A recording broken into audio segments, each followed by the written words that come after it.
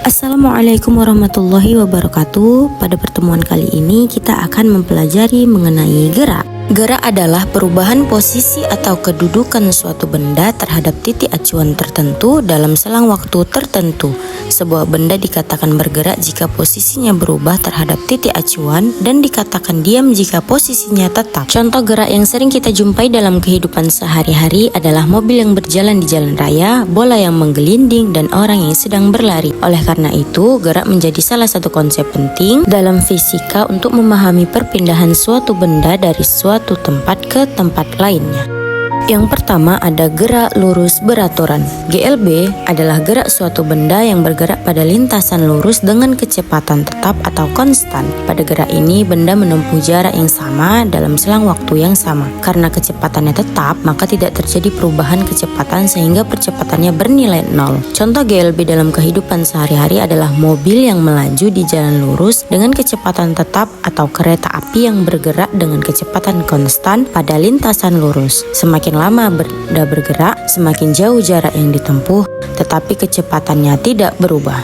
Ciri-ciri GLB yang pertama, lintasan berupa garis lurus, kecepatan tetap atau konstan, percepatan 0, dan menempuh jarak yang sama dalam waktu yang sama. Adapun alat dan bahan yang digunakan, yang pertama mobil-mobilan, alat tulis, dan label.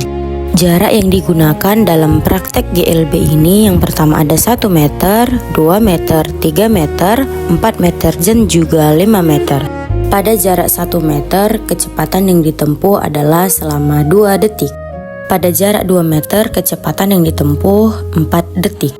Pada jarak 3 meter, kecepatan bertambah menjadi 6 detik.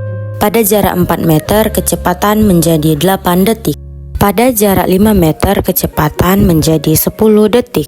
Selanjutnya, gerak lurus berubah beraturan adalah gerak suatu benda pada lintasan lurus yang mengalami perubahan kecepatan secara teratur setiap satuan waktu.